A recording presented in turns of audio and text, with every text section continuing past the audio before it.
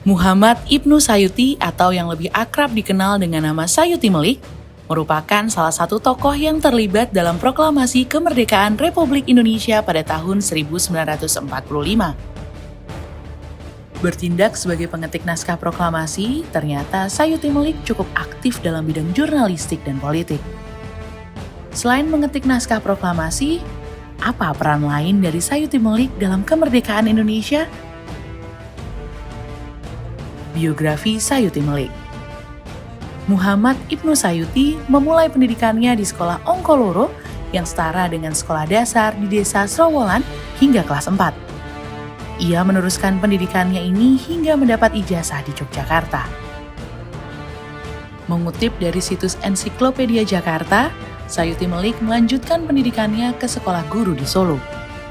Namun, ia ditangkap Belanda karena dicurigai tergabung dalam kegiatan politik. Semenjak saat itu, ia lebih sering untuk belajar sendiri. Setelah Indonesia merdeka, ia memutuskan untuk kuliah di Fakultas Ilmu Sosial Universitas Indonesia.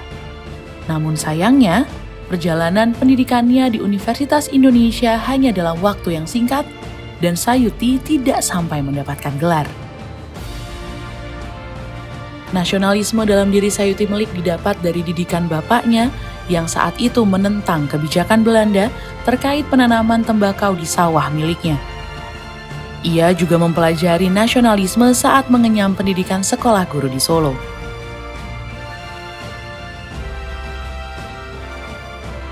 Saksi penyusunan teks proklamasi. Sebelum menjadi juru ketik proklamasi, Sayuti Melik telah terlibat dalam proses penyusunannya sejak awal. Ia diketahui menjadi saksi penyusunan teks proklamasi kemerdekaan di ruang makan Rumah Laksamana Maeda. Sayuti Melik mewakili golongan muda untuk membantu Soekarno menyusun naskah proklamasi, sedangkan Muhammad Hatta dibantu oleh Soekarni. Dalam buku yang berjudul Sejarah Museum Perumusan Naskah Proklamasi tahun 1990, yang diterbitkan oleh Direktorat Jenderal Kebudayaan Departemen Pendidikan dan Kebudayaan, disebutkan bahwa Sayuti Melik mengusulkan agar naskah proklamasi ditandatangani oleh Insinyur Soekarno dan Muhammad Hatta.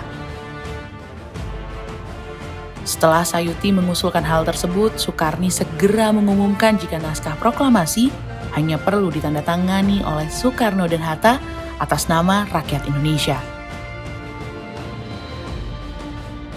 Setelah terjadi kesepakatan mengenai penandatanganan naskah proklamasi, kemudian Insinyur Soekarno meminta Sayuti Melik untuk mengetik naskah proklamasi yang telah disusun sebelumnya.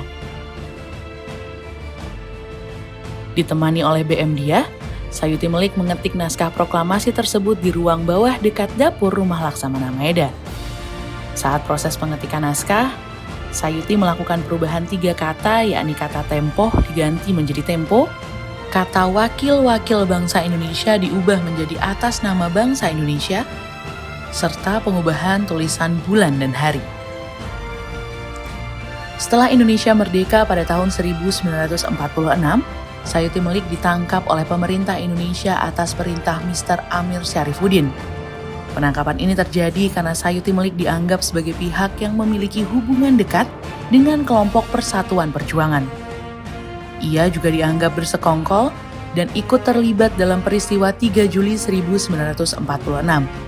Namun, Sayuti Melik dinyatakan tidak bersalah oleh Mahkamah Tentara. Kemudian pada 19 Mei 1973, ia menerima tanda bintang Mahaputra Adi Pradana II dari Presiden Soeharto. Di tahun 1971 hingga 1977, Sayuti Melik diangkat menjadi anggota MPR dan DPR sebagai perwakilan dari golongan karya. Sayuti tidak hanya berkarir dalam bidang politik saja, namun juga dalam bidang jurnalistik. Ia pernah melakukan kunjungan kerja sebagai wartawan ke Eropa Barat, Eropa Timur, Amerika Serikat, Australia, dan negara-negara lainnya. Pada 27 Februari 1989, Sayuti Melik meninggal dunia di usianya yang ke-81 tahun.